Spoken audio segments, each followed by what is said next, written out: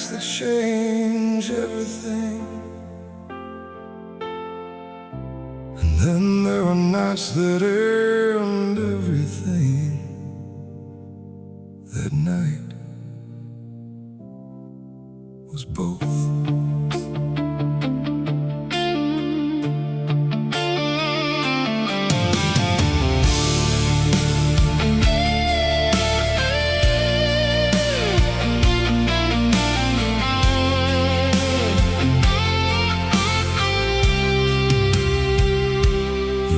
Been falling since early that morning, like the sky already knew what you were gonna say. You sat across the table with your hands around your coffee, and I watched the way you looked for words to give away. I had felt it coming, like a season changing, that slow and quiet cooling of the air. The way you stopped reaching for my hand in the evenings,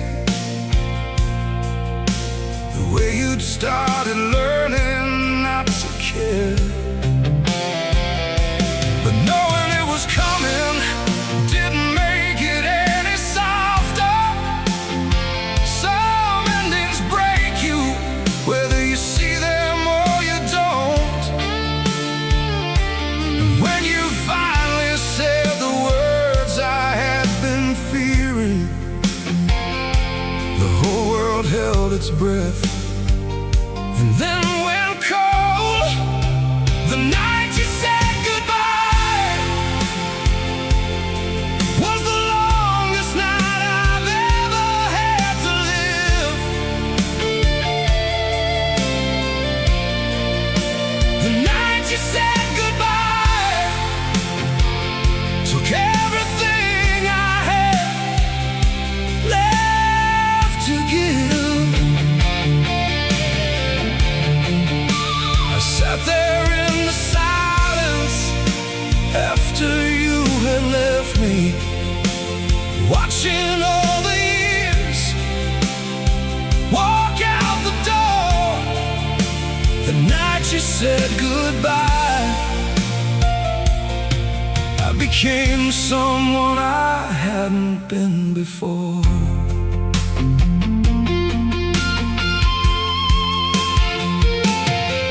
I didn't stop you, didn't ask you to reconsider, just nodded like a man who understood. But inside I was screaming every reason you should stay, every promise and every moment that we could. I walked you to the door, the way you walk a stranger, not the woman I had loved for all those years. And I stood there in the doorway, watching taillights disappear, and finally gave myself permission for the tears. People say that time will make the broken places heal, that hearts were made to mend and carry on. And maybe they are right, and maybe I'll believe it somewhere in the future further on. But tonight, the future doesn't feel like something real. Tonight is just the echo of your name. Tonight is just the coffee cup you left here on the table, and the rain, and the silence, and the shame.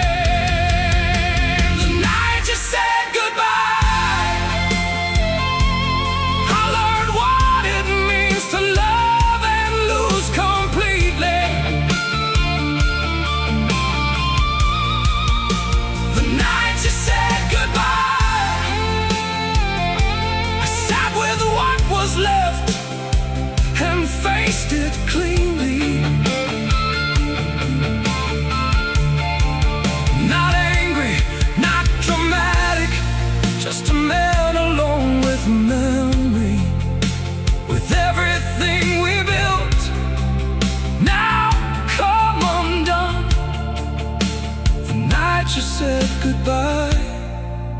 was the end of something sacred,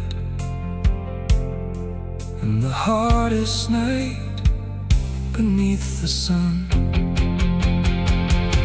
The rain kept falling after you were gone.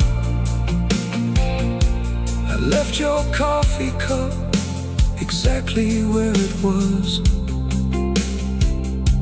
Some things you just can't bring yourself to move. Not yet. Not yet.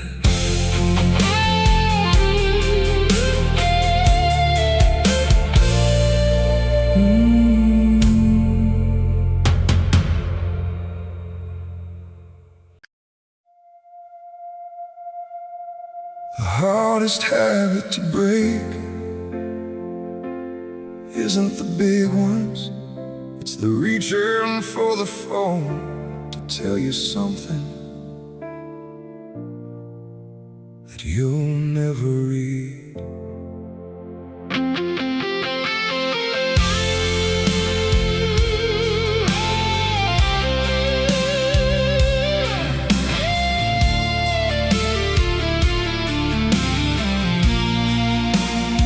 I saw something funny on the walk home this evening, the kind of thing that used to go straight to you.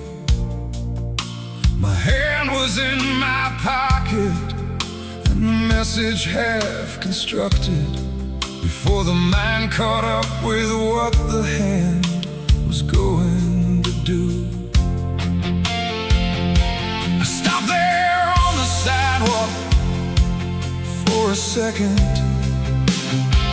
just stood there with the draft that wouldn't send. 4 words and a photo of a dog in a hat. 4 words to someone past the reach of send. And I put the phone away and kept on walking. Let the dog and hat and funny go. Let the moment be a moment without audience. Let the laughter be a laugh I'll never show. Some nights I still reach for the phone, still start the message before I remember. Some nights I still reach for the phone, fingers moving toward you like November. Old reflex, old direction, old familiar destination, the place where all my language used to go. Some nights I still reach for the phone, and some nights I still let the reaching show. It's the exciting things and also the completely mundane, the new story and the weird cloud in the sky, the song that came on and made me think of that one evening, the thing I cooked that turned out better than expected. Why? All of it was headed your direction. You were the receiver of my signal all these years, and rerouting is the work that grief keeps asking, finding new addresses for the thoughts that still appear. They say you should delete the contact eventually, but keeping it there makes the the habit harder to break. But I'm not ready for the contact to be nameless, for the history to go for clearance sake. Because the history is not the problem. The history is the record of a love worth having had.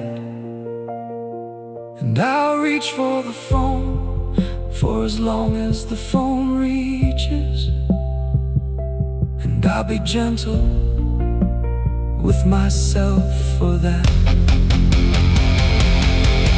Some nights I still reach for the phone. Some nights the habit wins, and that's okay. Some nights I still reach for the phone, and I put it down and make it through the day. Because the reach is the love still in the muscle, the love that hasn't found another home. Some nights I still reach for the phone. Some nights the love just doesn't want to be alone.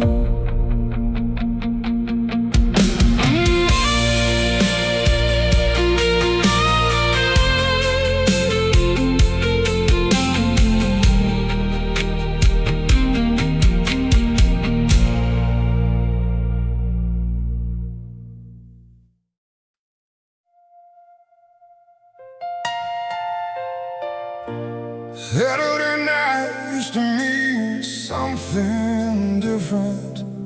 Now it just means I have nowhere I have to be, and somehow that's worse.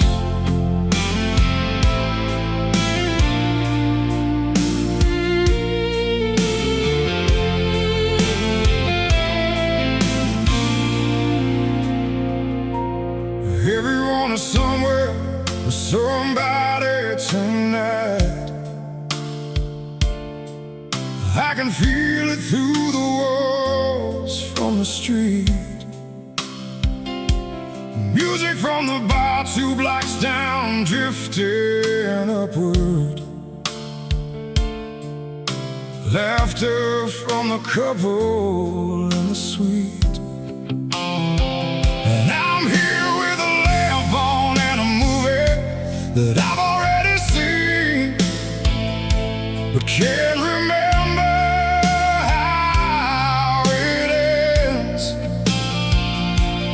Eating something straight from the container, trying not to call any of my friends, because they'll ask me how I'm doing and I tell them fine, and then they'll tell me I should come out and I'll decline. And the night will end the way it always ends on Saturday, me and the lamp and the half-watched movie and the time.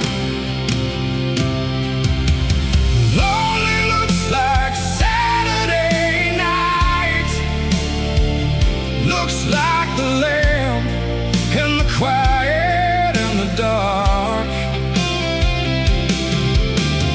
Lonely looks like Saturday night, looks like a full city and an empty heart.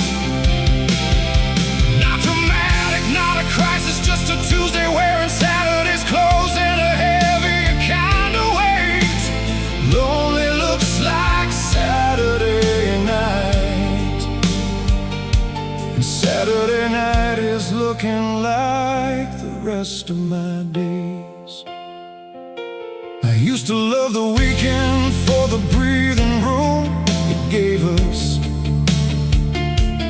2 whole days with nothing we were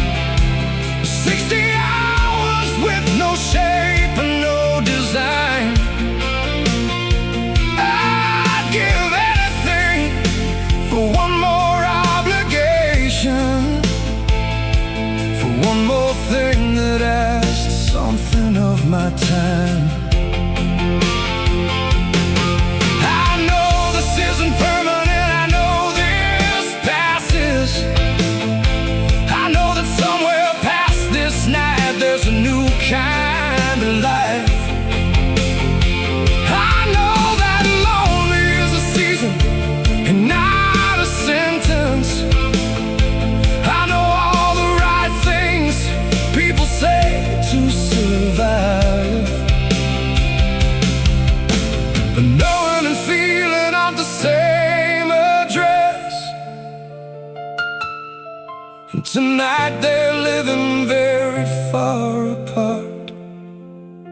Tonight I'm in the knowing, but I'm feeling something different.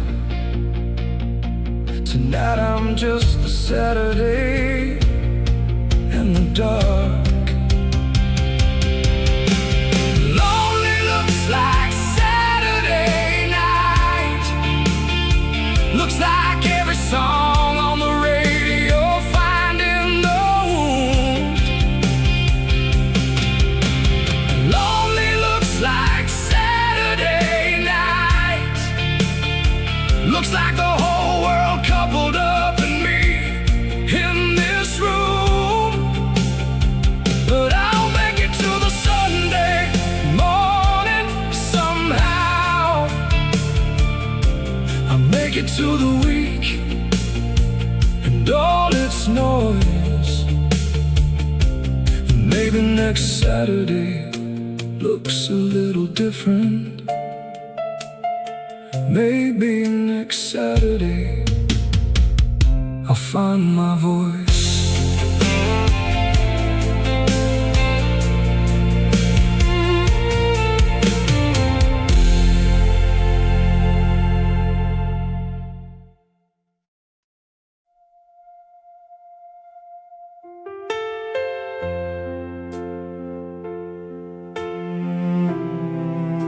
The saddest love stories aren't the ones that ended badly.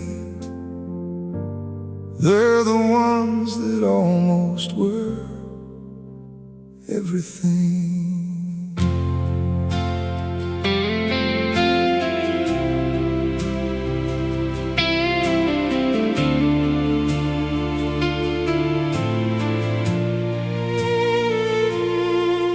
There's a house I drive past sometimes on the old road, with a porch and a yard and a big oak tree. And every time I see it, I think that could have been ours. That was the kind of life we talked about being. We had the whole thing sketched out on a Sunday. Kids' names picked out, and a dog and a plan. And then life asked us harder questions than we'd practiced. And we learned the difference between love and what we can.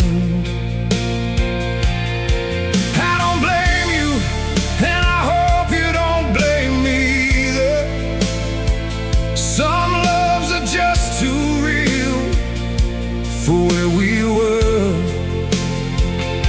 some timing is too wrong for even the most right things. And we were right and wrong at the same time for sure. Everything we almost were is the ghost that walks beside me every day. Everything we almost were is a life that didn't happen anyway. The house, the porch, the kids we almost named together, the dog, the Sunday mornings, all the rest. Everything we almost were was maybe everything, and that's the hardest part to confess. I heard you moved to somewhere near the mountains. Heard you found someone who fit a little better. And I wanna mean it when I say I hope hope you're happy. Mostly I do mean it, letter by letter. Because what we had deserved to find its landing, deserved to be the thing it was trying to be. And if it couldn't be that with the two of us together, then I hope it found its way eventually. Here's what I know about the loves that almost make it: they leave a mark that finished loves don't leave. Because the question of what might have been keeps living in a way that answered questions don't, I believe. And I still ask it on the quiet evenings, still wander down the road not taken far, still drive past that house with the porch and the oak tree, and think about the almost that we are. Everything we almost were, I carry it like something I can't set down. Everything we almost were is the story underneath the surface of this town. The almost house, the almost life, the almost forever, the almost us that never got to be. Everything we almost were is still the closest thing to everything for me.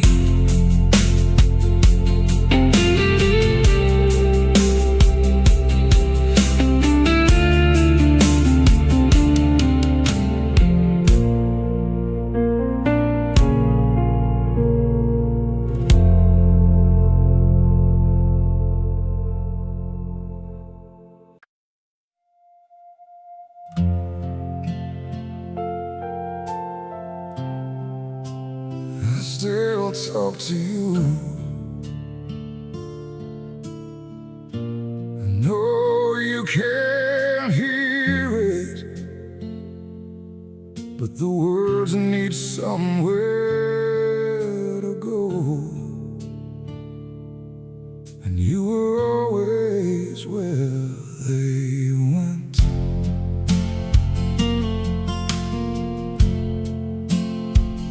I said good morning to the kitchen again today, the way I used to say it when you were there. Just 2 words to the coffee maker and the window, to the chair that holds the shape of your not there. Told the hallway what I dreamed last night about you. Told the mirror something funny from the news. And then I caught myself mid-sentence in the silence, and remembered there was no one left to choose. No one nothing. All the small and daily words I used to give, the running commentary of a life shared with someone. Now a monologue, I don't know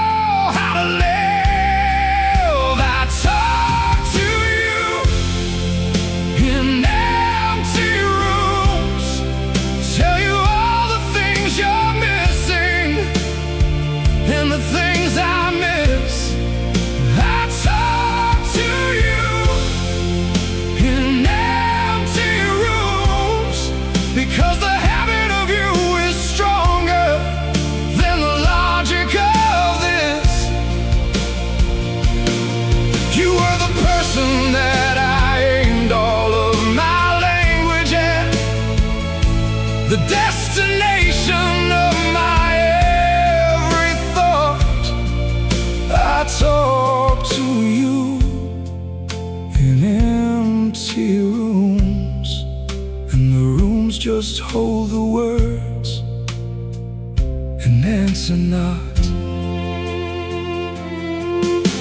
I told you about the neighbor and his new dog yesterday. I think you would have loved the way it looked. I told you that the restaurant we loved closed permanently, and that I finally tried the recipe from that book.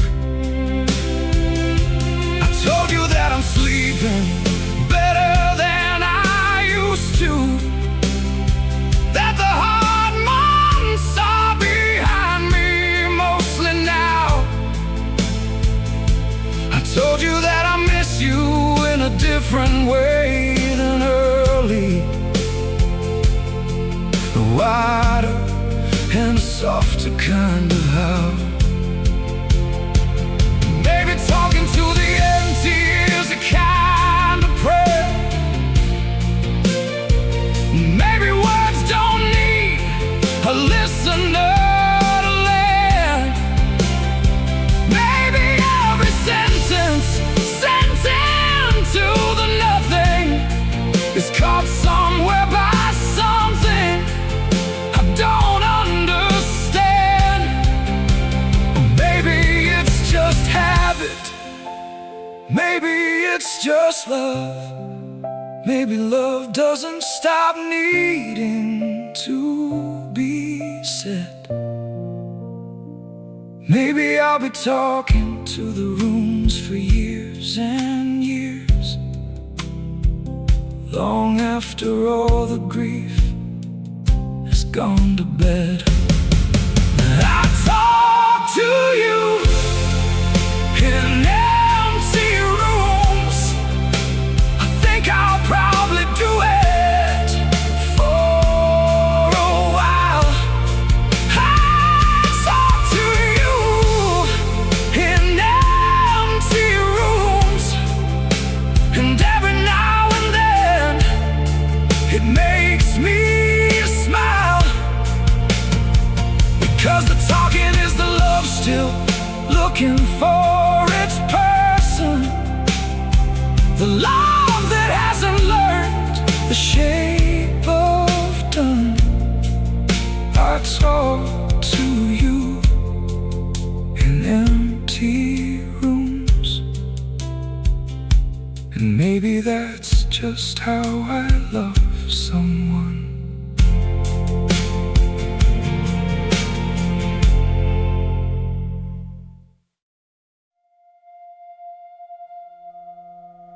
Some loves don't die clean,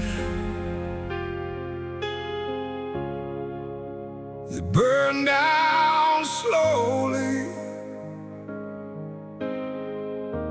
and you love each other in the fire,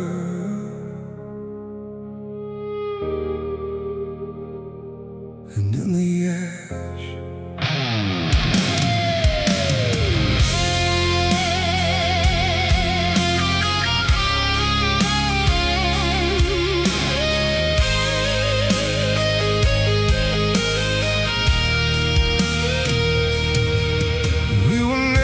Kind of love look good from the outside, too loud and too honest and too raw. We broke things and then fixed them, and then broke them again better. We loved each other past the point of law,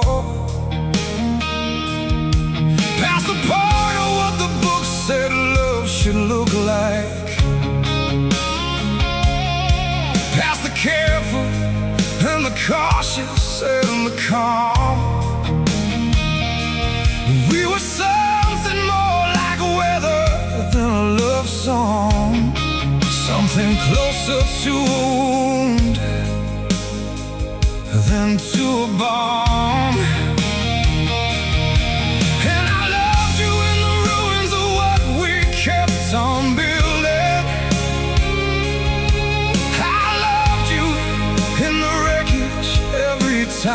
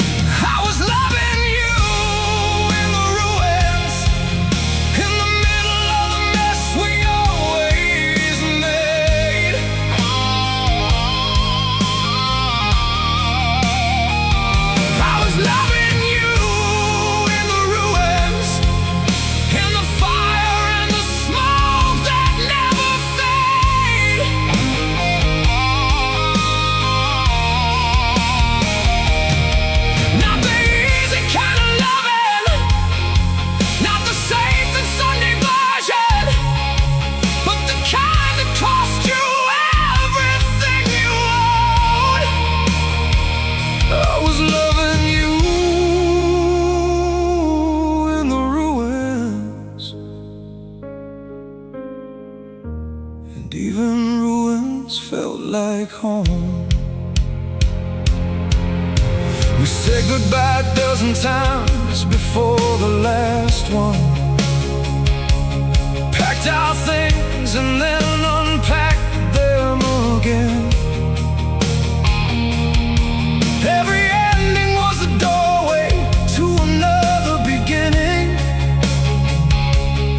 Every leaving was a coming back again. Until the time it wasn't, until the last time held, until the door closed and stayed closed for good. And I stood in all the ruins of the love we kept on building. And I loved you there the way I always would. I don't regret a single broken moment. I don't regret a single loud and honest fight. 'Cause in the ruins I knew you more completely than I've known anyone in cleaner light. The ruins were the realest thing between us, the place where all the pretending fell away. And if I had to choose again between the clean love and the ruins, I'd choose the ruins every single day. I was loving you in the ruins when the structure wouldn't hold and the walls came down. I was loving you in the ruins. The most alive I've ever been was in the broken ground.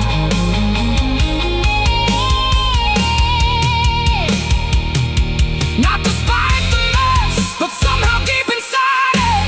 Not around the pain, but straight into the core.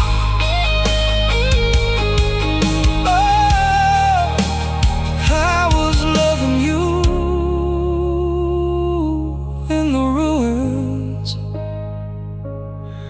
And I would walk into those ruins once more.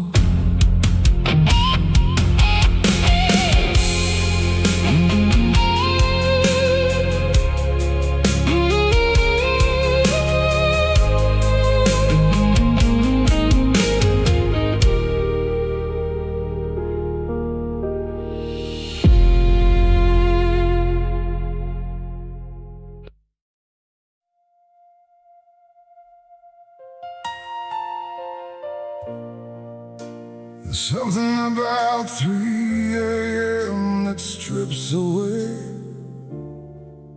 every version of okay you built during the day, and leaves you with just the truth.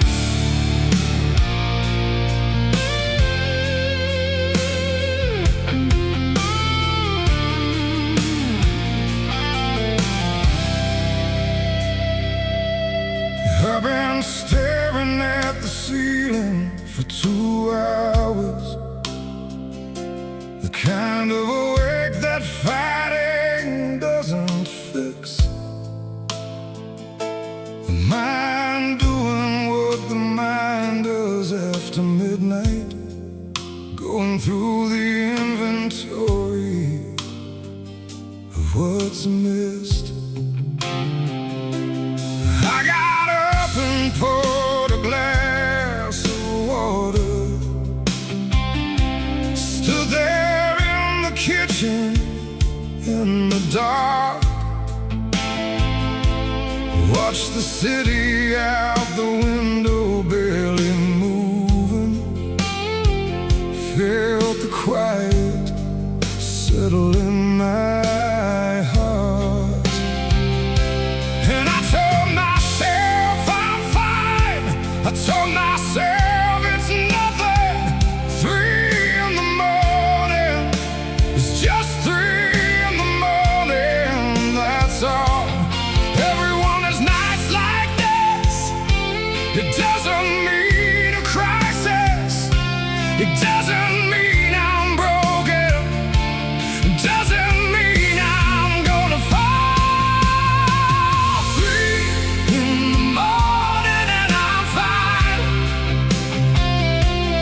just awake and just alone and just alive. 3 in the morning and I'm fine, just a man out the window trying to survive. Not the dramatic kind, I'm not fine, nothing worth the calling, just the ordinary 3 a.m. variety of low. 3 in the morning and I'm fine, mostly fine.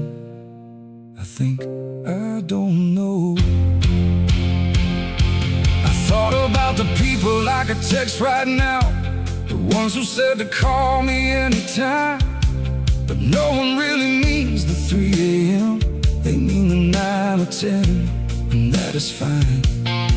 So I just stand here with the city and the silence, with the version of myself that only comes at night, the one that asks the questions with no answers, the one that lives just past the edge of light. Here's what I know about the 3 a.m. version. He's more honest than the daytime one by far. He doesn't have the energy for the performance. He just sits with what the daylight hits so hard. And maybe that's the value of the sleepless, the clearing out that only darkness does. Because by morning I'll have made my peace with something and understood a little more of what this is. 3 in the morning and I'm fine, the glass of water and the window in the night. 3 in the morning and I'm fine, and the sun is gonna come and it's gonna be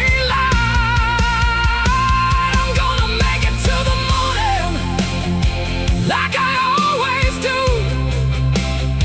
Gonna find the version of okay that fits the day. 3 in the morning and I'm fine, and fine is good enough, and fine is gonna stay.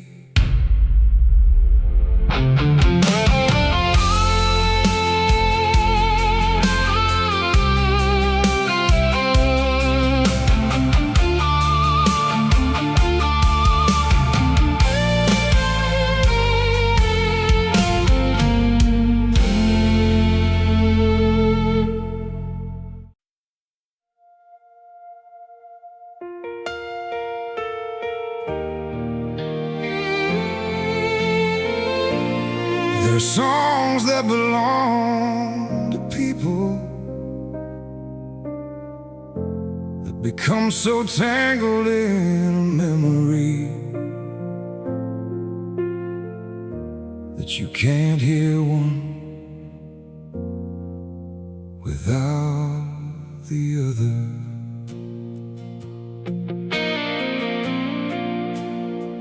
It came on at the gas station on a Tuesday,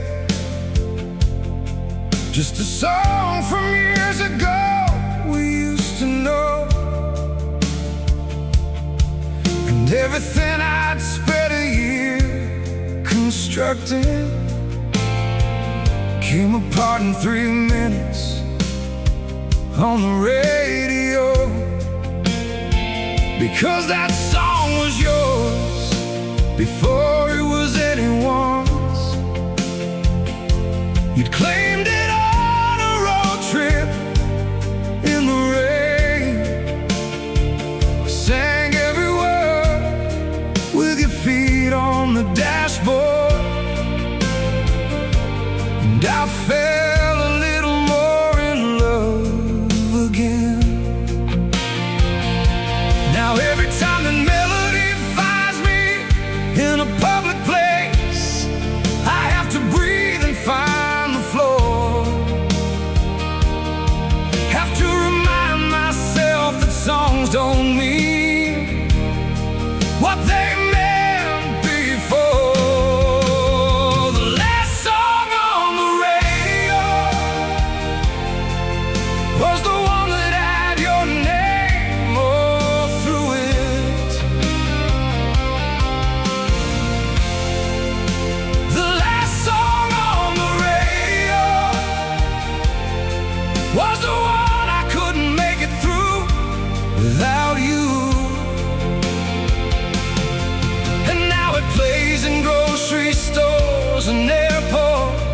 the background of the life I'm living through. The last song on the radio still sounds exactly like loving you. I've tried making new associations, tried hearing it, it's just a melody in words. But the brain doesn't negotiate with heartbreak. It keeps the record of the thing it hurt. Keeps the road trip and the rain and the dashboard. Keeps your voice on every single note. Keeps the version of the world where we were happy, and plays it back like something that I wrote. Maybe one day it will just be a song again. Maybe one day I'll hear it without the weight. Maybe the memory will soften to a fondness, and the fondness will just quietly dissipate. But today it is still yours, and I still feel it. Today it reaches somewhere old and deep. Today the last song on the radio is a love song, and love songs are the hardest things to keep. The last song on the radio came on at a gas station on a Tuesday.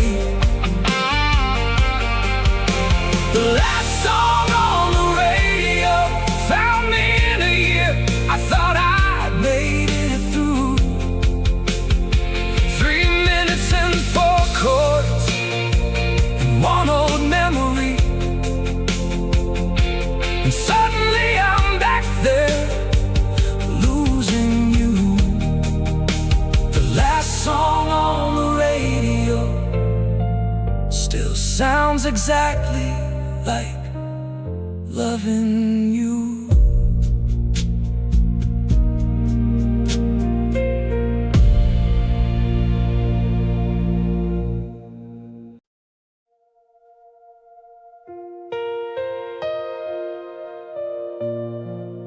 Still have it on my phone. 27 songs I picked for you. Every one of them a thing I thought you'd love. I haven't been able to delete it. I built it on a Sunday in November. The whole afternoon to get it right. Every song a careful piece of something, a map of everything I've felt about our life. The first one was a song from the first evening, the one that played when I first held your hand. The last one was a song I hadn't shown you yet, a song I thought would help you understand. And then the thing that needed understanding ended, and the playlist sat there waiting to be played. 27 songs with nowhere left to travel, a love letter that never quite got made. The playlist I made for you is still there between the podcast and the rest. The playlist I made for you is 127 reasons I loved you best. Every song a moment, or a feeling, or a hoping. Every track a version of the thing I couldn't say. The playlist I made for you is the longest unsent message in my day. I hit play once by accident in the airport. The first song came on loud into the gate, and I stood there in the middle of the terminal, completely unprepared for all that await. I skipped it and I skipped the next and skipped another. Then I put the phone away and found a seat. Sat there with the playlist closed between us, trying to remember how to breathe and how to eat. Maybe one day I'll be able to just listen, to hear each song as just a song again. Maybe one day the playlist is just music, and not the shape of everything that's been. But today it's still a love story in 127 chapters.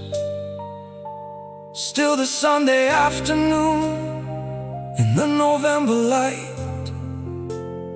Still the map of everything I felt about our future.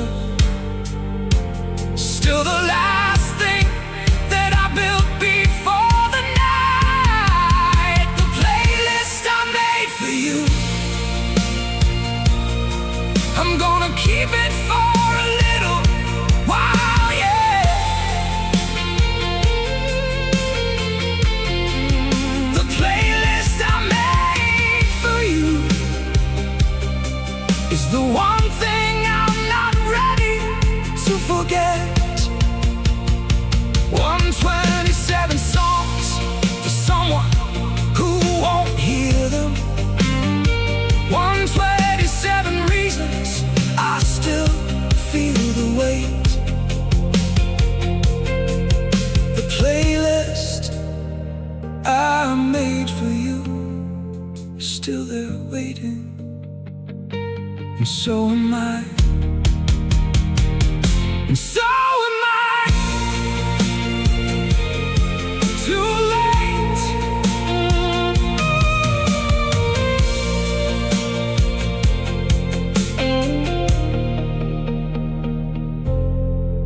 I still have it on my phone.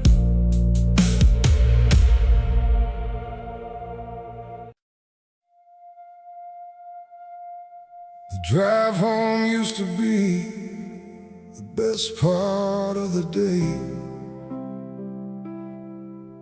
because you were at the end of it. Now it's just a drive.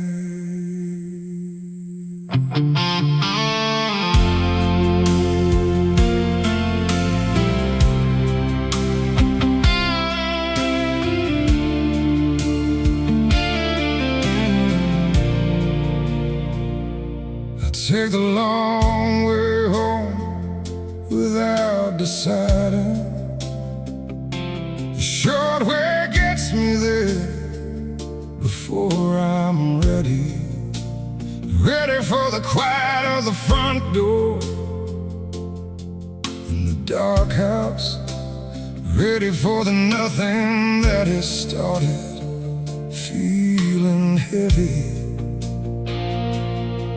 I passed the restaurant where we had the anniversary, the one you always said was too expensive for a Tuesday.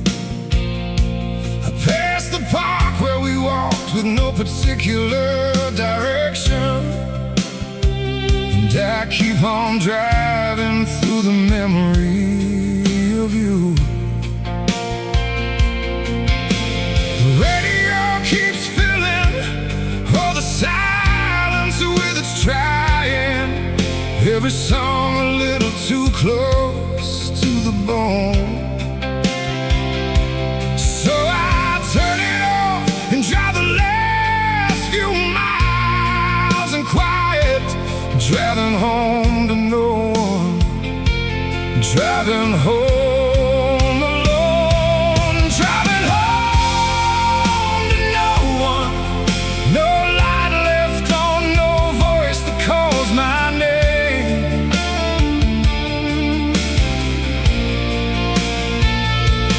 Driving home to no one, every night the house is just exactly the same.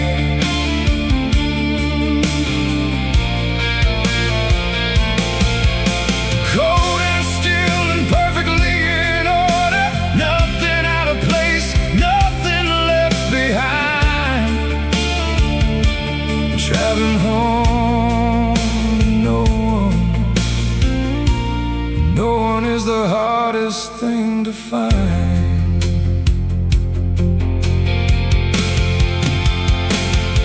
I sit in the driveway, sometimes for a moment, engine off, just looking at the dark, gathering whatever it takes to go inside there, to face the square footage of the empty heart. Then I go in and I do the things I do there, the eating and the reading and the bed, and the night passes the way the nights pass now, full of all the things that go unsaid. I know that this is just a season, I know the dark lives. I've been told by people who have been here and come through, they tell me that one day the drive will feel like coming home again, that the home will feel like something more than you. And I believe them, mostly I believe them. But tonight the driveway and the dark house and the key, tonight the light switch and the silence and the kitchen, tonight it's driving home to no one, tonight it's me, driving home to no one, but I'm turning on the lights and making something.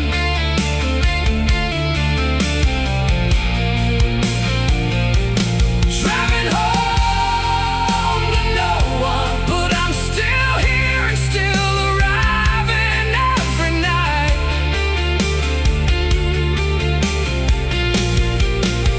And maybe arriving is the whole thing right now. Maybe showing up is all that I can give. Driving home to no one, still driving, and driving is still how you live.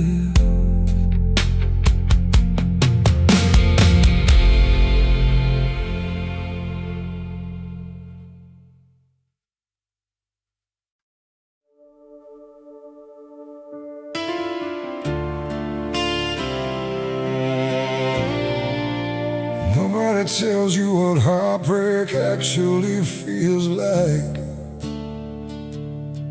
They describe the dramatic parts, but not the ordinary slow parts, the Tuesday afternoon parts.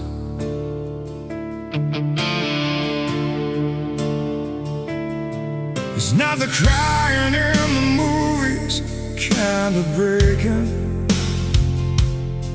It's not the falling to your knees in the rain.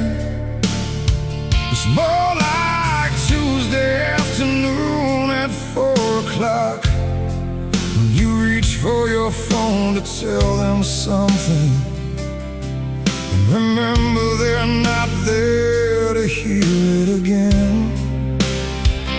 It's the automatic half of the bed you don't sleep on, the extra cup you put out and then put back. It's the joke that you have no one left to finish, the habit-shaped holes in the everyday act.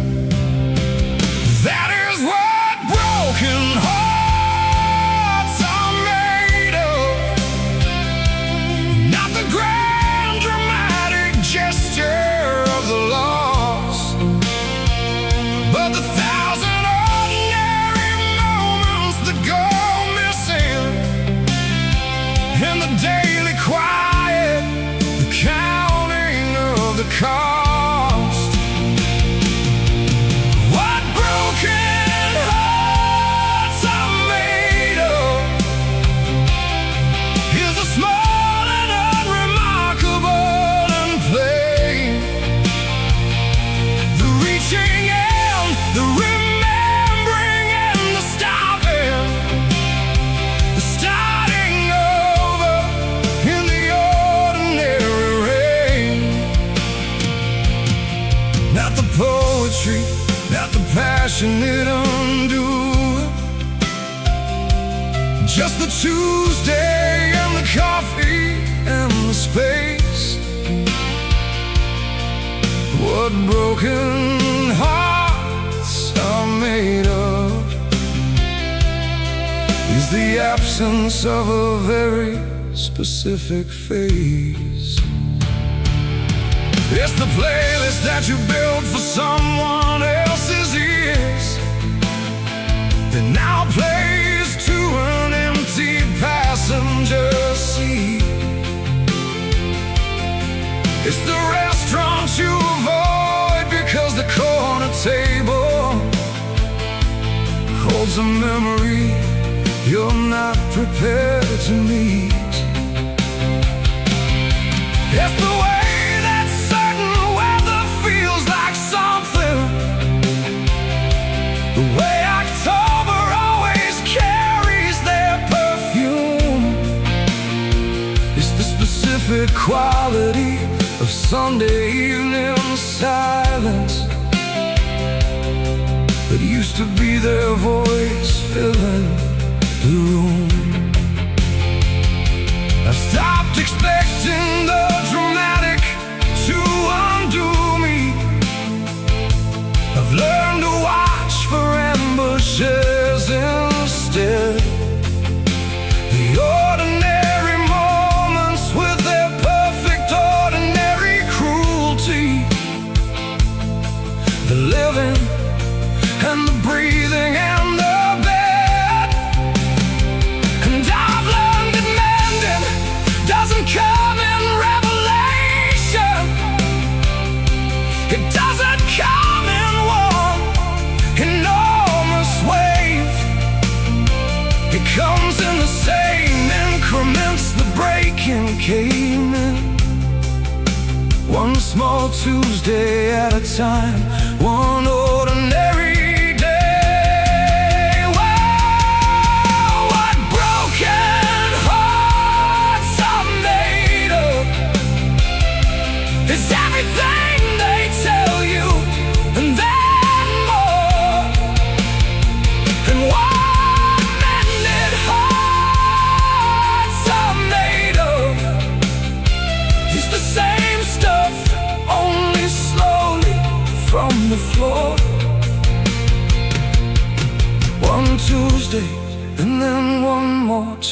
Tuesday after.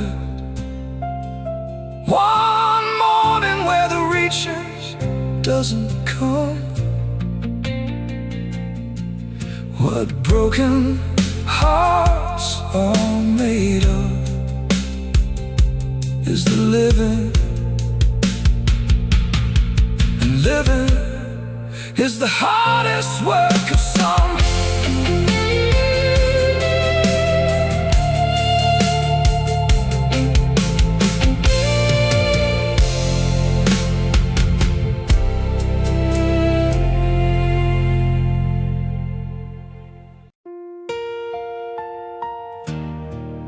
Some endings give you warning,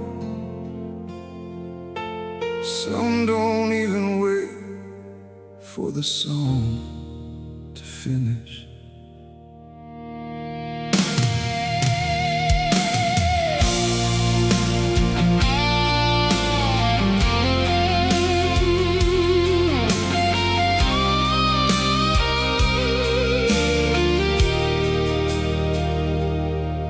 We were sitting on the back porch in the late light, the radio on low, a glass of wine between. She was humming to the melody, half absent, the most beautiful and ordinary scene. And then something crossed her face like a decision, something quiet that I hadn't seen before. She set her glass down gently without comment, and went inside and didn't close the door.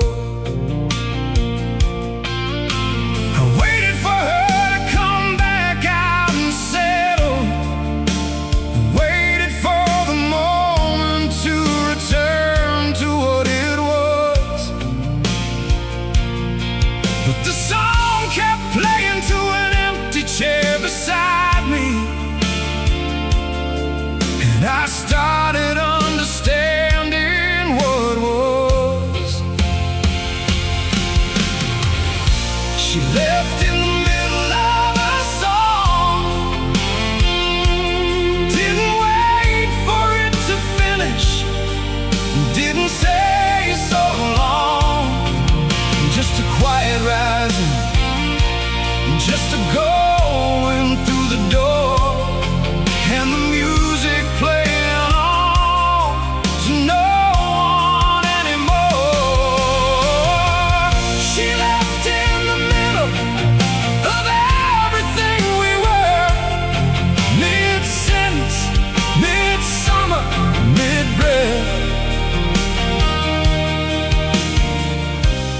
left in the middle of a song, and the song just kept on playing after she left. I found the note the next morning on the counter,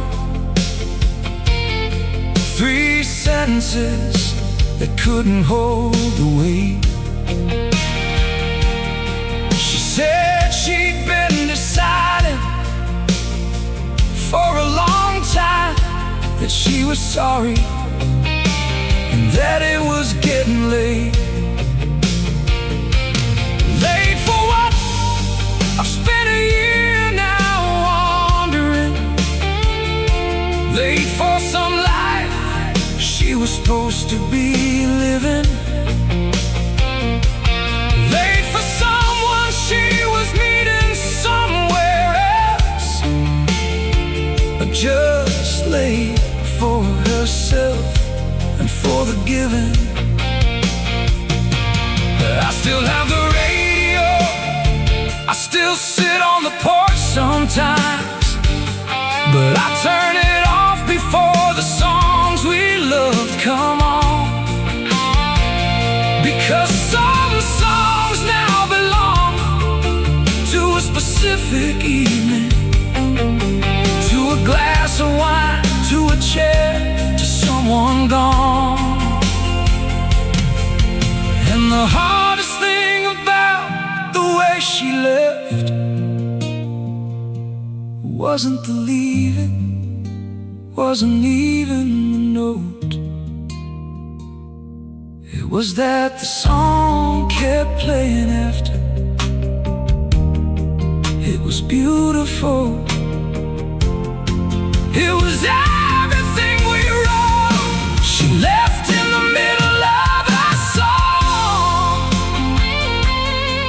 and I sat there while the melody moved on. Couldn't stop it, couldn't start over, couldn't rewind.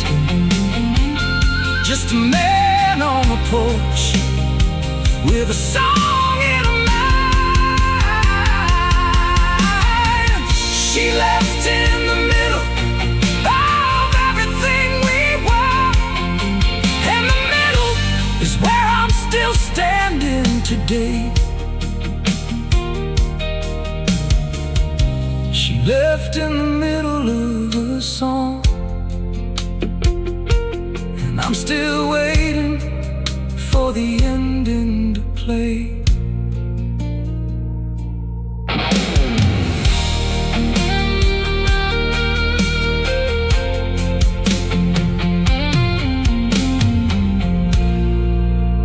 Some endings give you warning,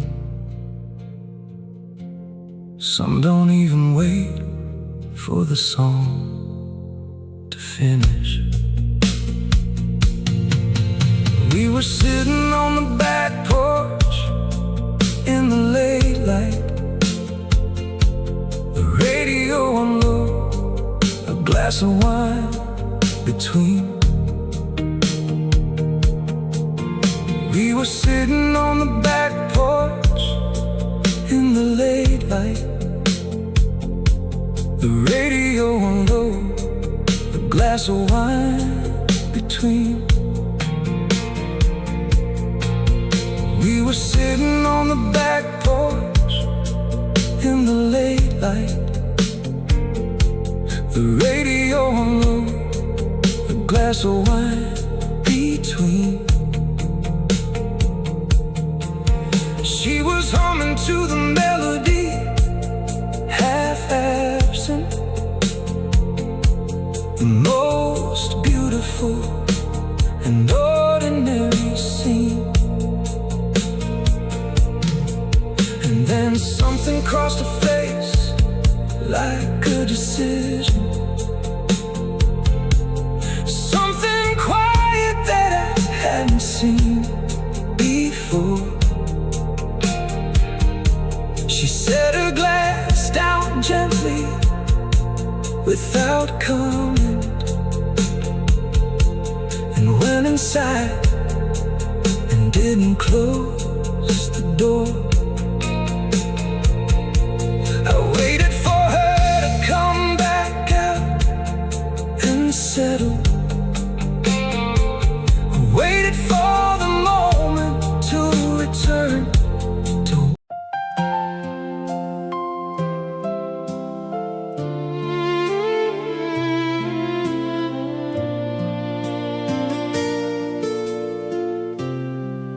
Not the grand occasions,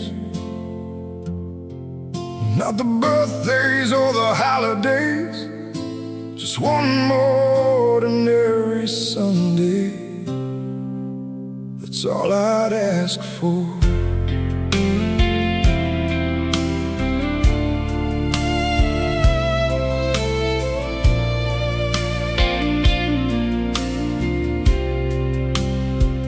Not a special Sunday, just the regular kind, the kind with nothing planned and nowhere to be, the one where we don't get up until we feel like getting up, where the whole day belongs to only you and me, where the coffee takes its time and so do we, where the new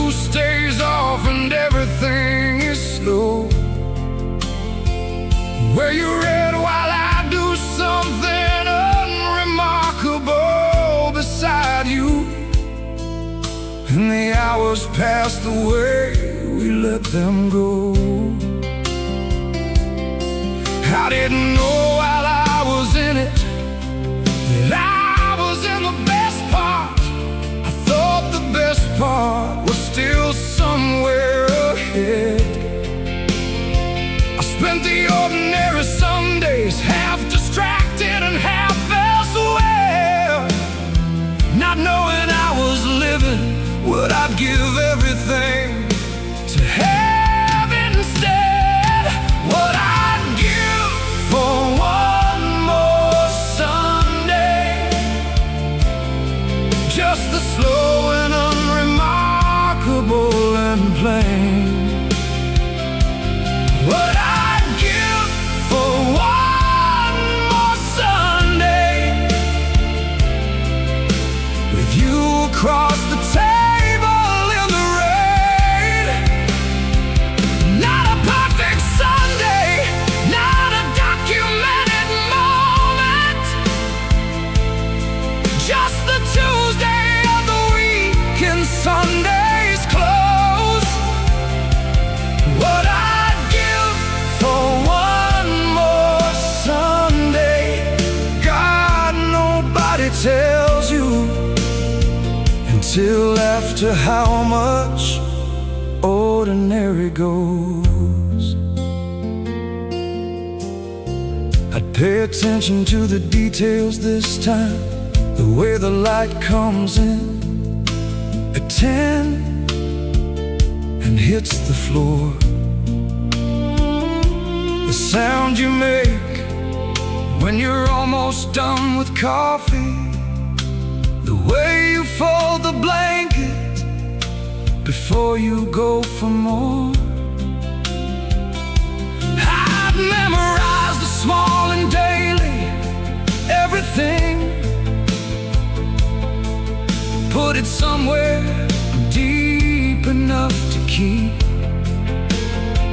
I'd stop pretending that the Sunday had no meaning, stop letting all that ordinary go to sleep.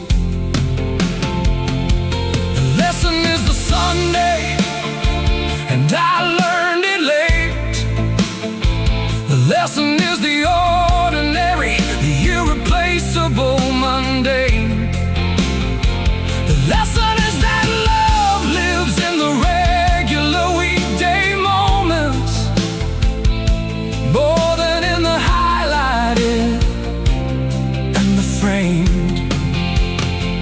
And I can't get that Sunday back, I know I can't, but I can take it forward into whatever comes next. I can live inside the ordinary with my whole attention. I can honor what I lost by loving what I have with my whole chest. What I'd give for one more Sunday is everything I have and then some more. What I'd give for one more Sunday is the thing I didn't know I was living for. But I'll take what's still ahead and treat it like a Sunday. Every ordinary morning, every slow and quiet day. What I'd give for one more Sunday, I'll give to every Sunday from today.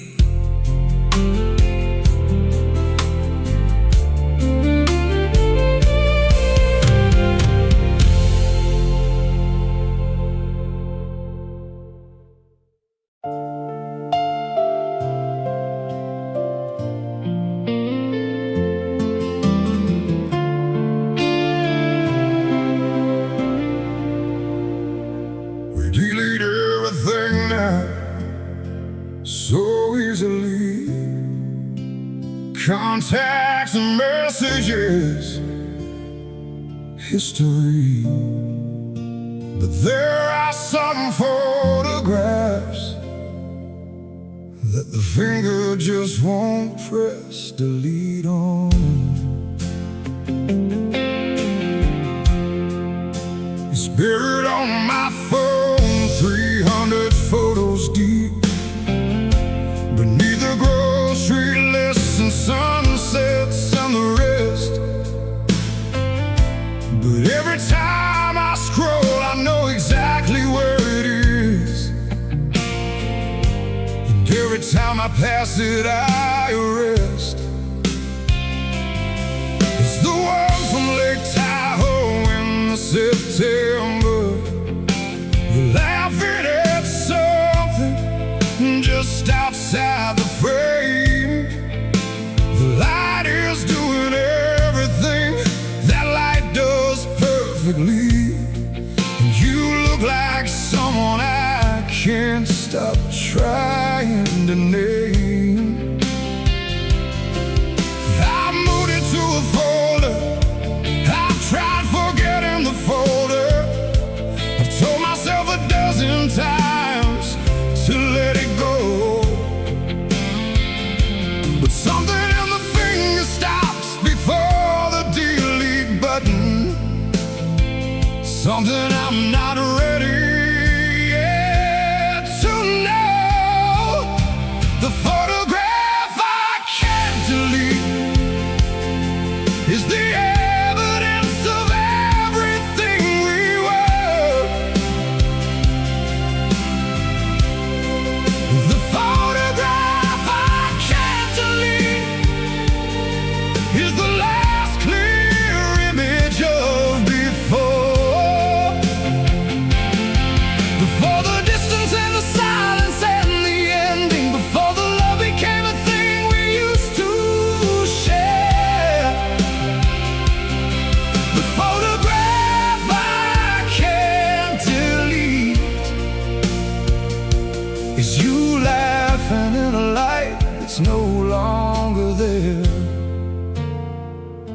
My friend says I should do it like a bandage, quick and clean. Says keeping it is keeping me from moving. Maybe he is right and maybe moving is the answer, but I'm not sure moving is the thing I'm proving. Cause what if moving means forgetting what the light did, what it did to you that afternoon in fall? What if deleting means I lose the last real evidence that what we had was real and worth it all? So it sits there in the phone, between the mundane and the daily, between the receipts and the screenshots and the noise.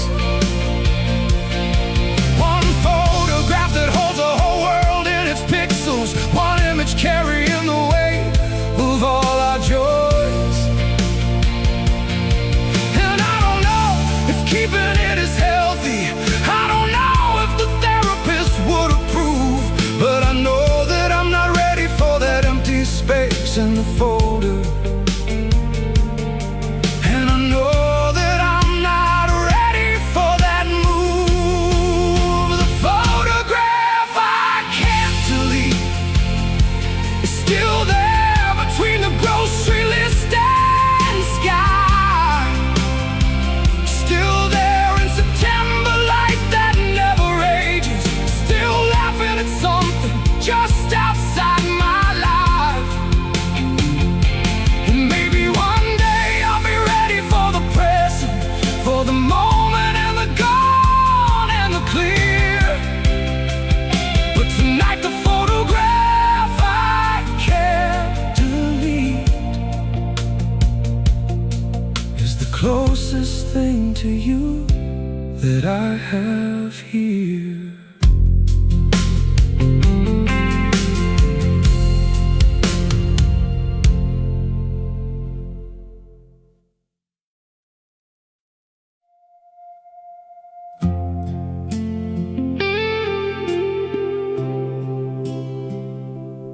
I still sleep on my side.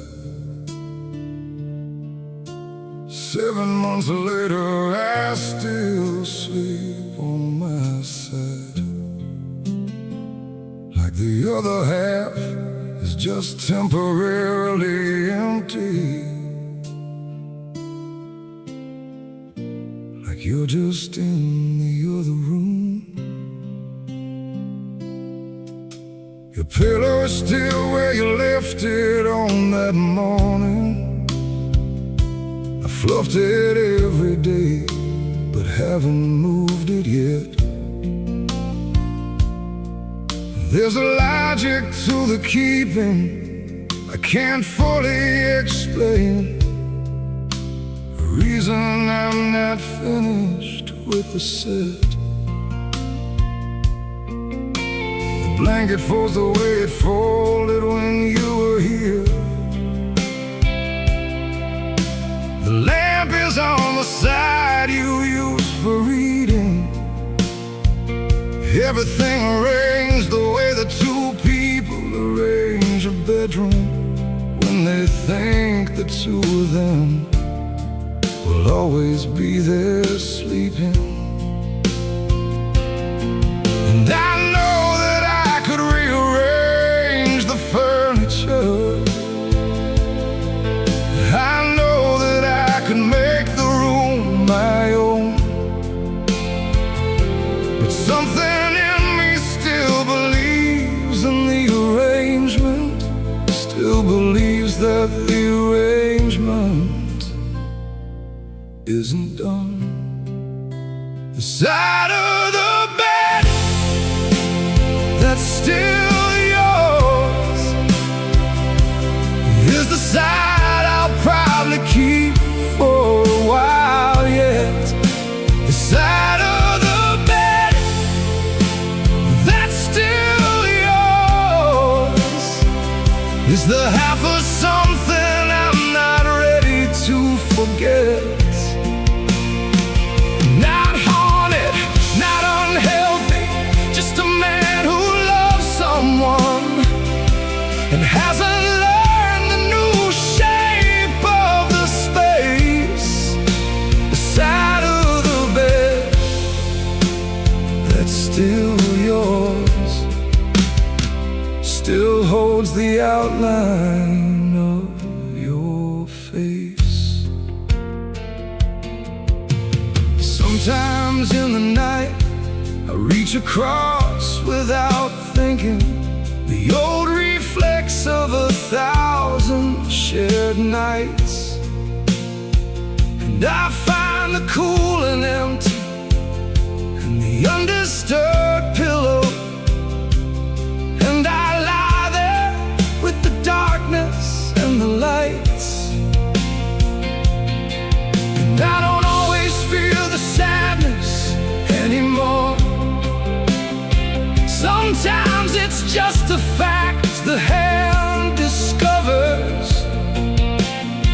a neutral kind of finding, like checking that the window's closed, the thing the sleeping body does and recovers. Maybe that's the shape that grief takes when it's older, less the sharp ache and more the quiet familiar, less the wound and more the scar you sometimes notice, less the fire and more the comfortable ember. And maybe that's okay, maybe that's the progress. Maybe healing doesn't look like forgetting the whole thing. Maybe healing looks like sleeping on my side of the bed and being fine with what the reaching brings. The side of the bed that's still yours, I'll probably keep it for a little while.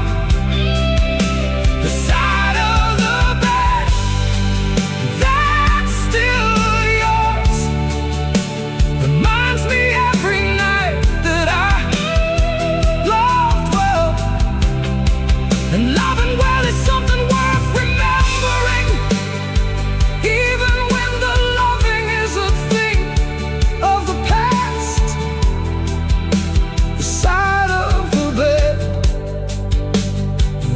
still yours is the proof that something real and true can last.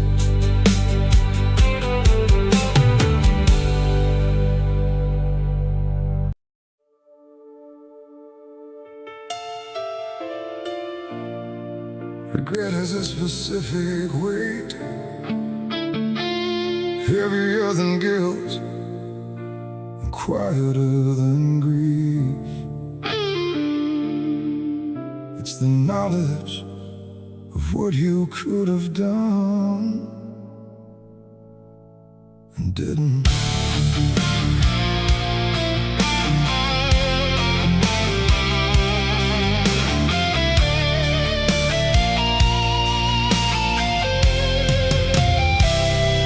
If I could have the Tuesday back before you left me, the ordinary one with nothing special on, I wouldn't try to be the man from some great movie. I'd just be more present than I was back then.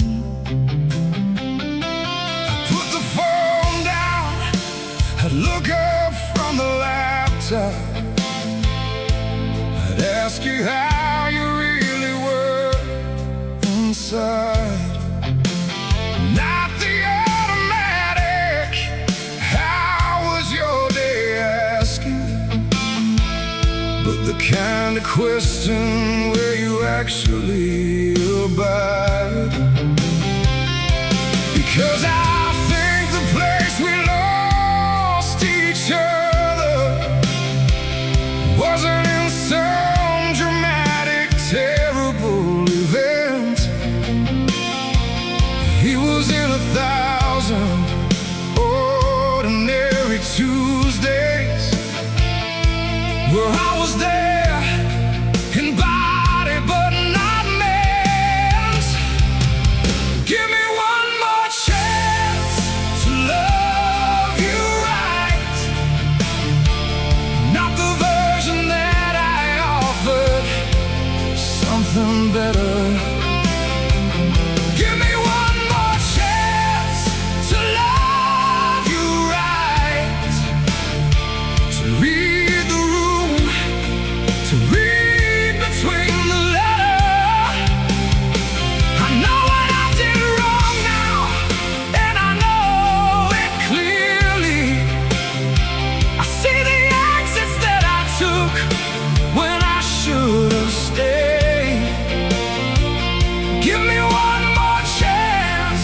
To love you right, but I know that's not a debt that can be paid.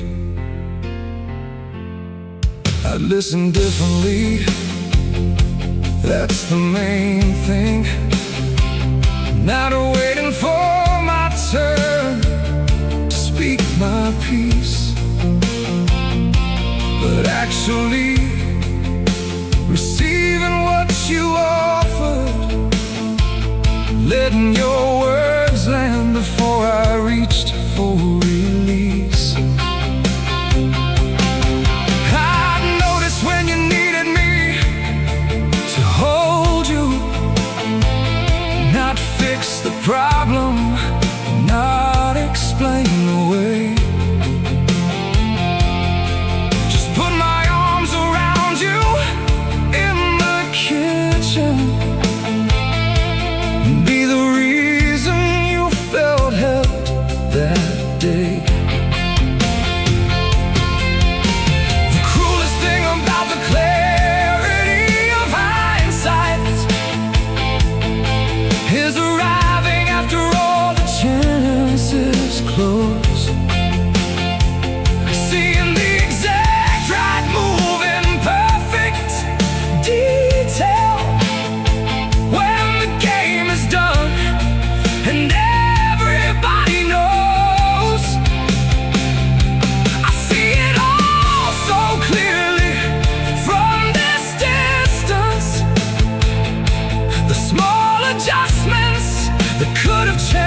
the end.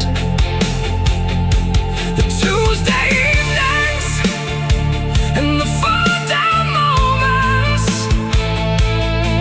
the listening and the showing up again.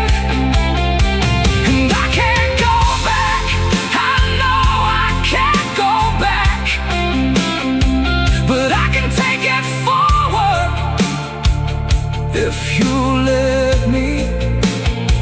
I can be the man I see now in the rear view, if you'll give the road ahead a chance to get me. Give me one more chance to love you right. I'm not the same man standing in this light. Give me one more chance to love you right. I've learned the things I couldn't learn in sight. I know it's asking more than I deserve to ask for.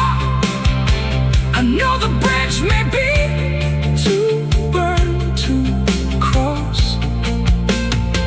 but give me one more chance to love you right,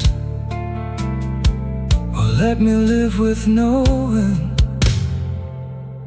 what I lost.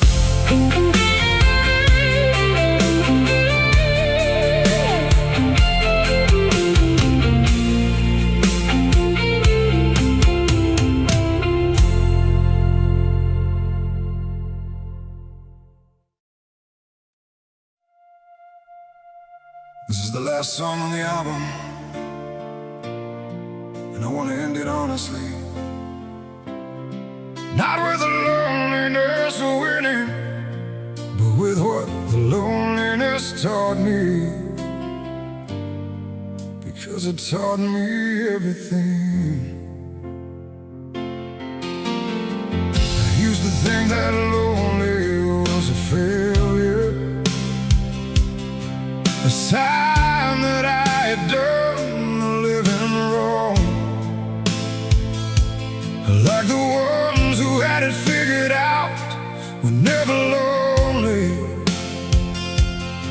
like the lonely was the proof I didn't belong. But I've spent enough nights in the company of empty to know kind of school. It teaches you the texture of yourself completely, strips away the performance and the fuel. What I found inside the stripped down and the silent surprised me with its depth, with its grace. I found out who I was without the distraction. I found out that I liked the found out face. A lonely night that taught me love, taught me what I'm made of. When the noise is gone,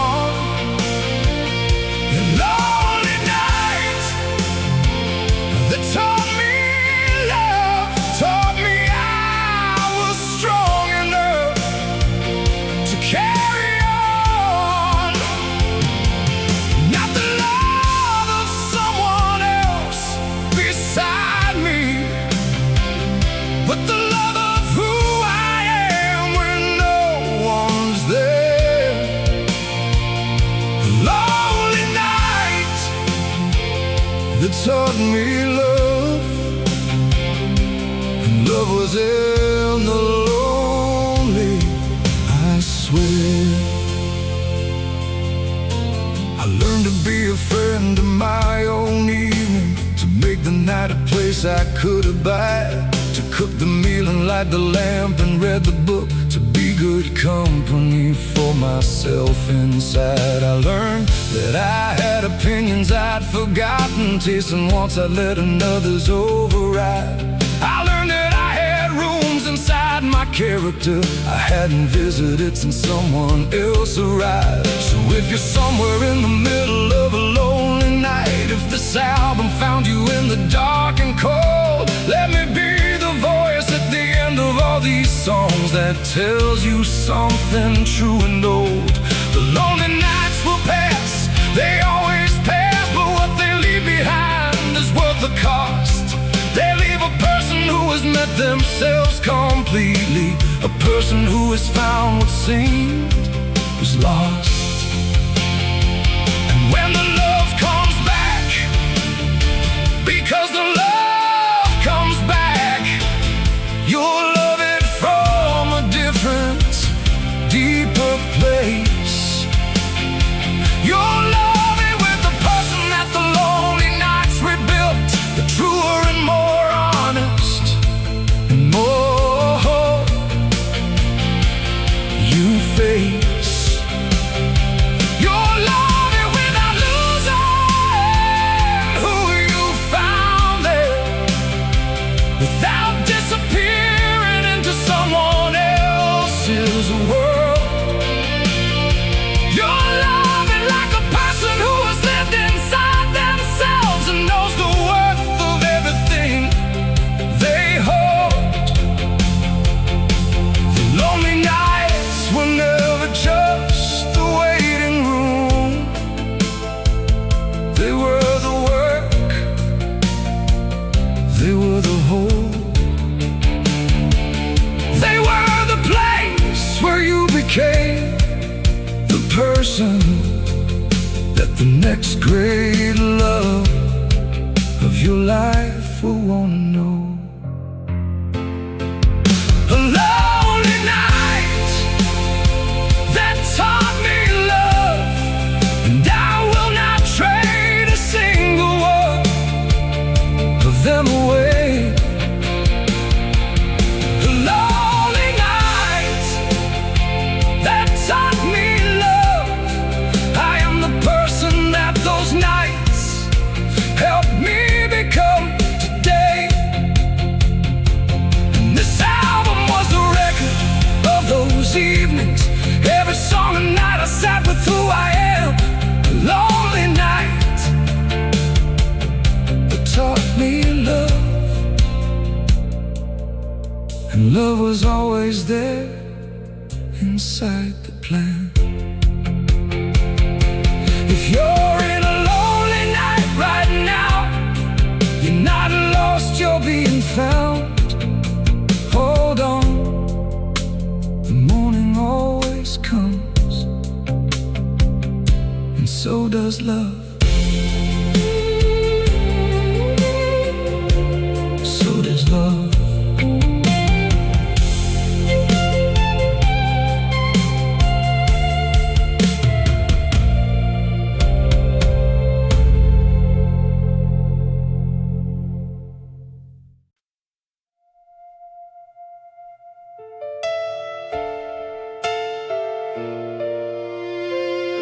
They say the man forgets, but the heart keeps a perfect record of every place you ever stood.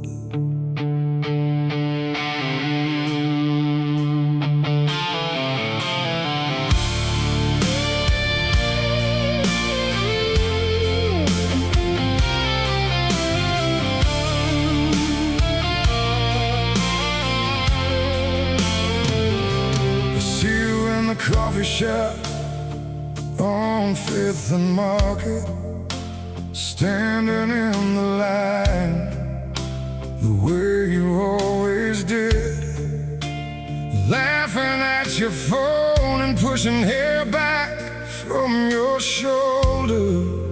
Then I blink and it's a stranger, just a kid.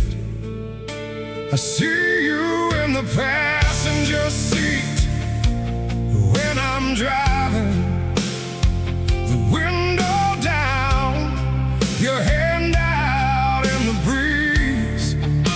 I reach across to touch your hand and find the empty leather, and the highway swallows everything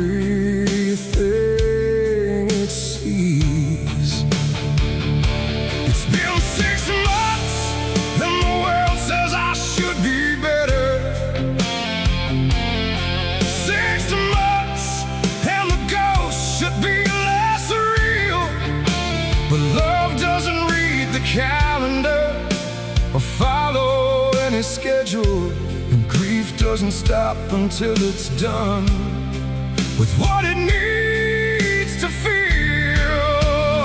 I still see you everywhere I go, in every room, in every radio, every song we ever listened to together plays like it was written for the letting go. I still see you in the ordinary places, the grocery store, the corner, the cafe. I still see you everywhere I go, and I don't know how to make it stop today. I see you in the bookstore, in the section that you loved, running fingers down the spines of paperbacks. I see you in the restaurant where we had our first real dinner, and I have to leave before the memory attacks. My friends say I should take the photos down already, should put the things you left me in a box, but removing you from surfaces won't empty you from memory, and grief was never stopped by cleaning out the locks. Maybe this is what it means to have loved someone completely, that they live inside the texture of your life, that every ordinary place becomes a holy haunted something long after they have gone and left the strife. And maybe I don't wanna stop completely seeing you.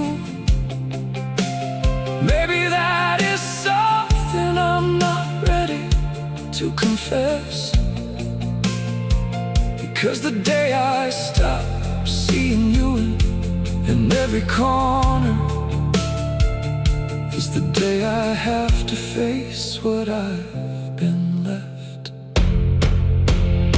I still see you everywhere I go, in the morning light and the evening's fading glow, in the chair across the table, sitting empty, in the space beside me.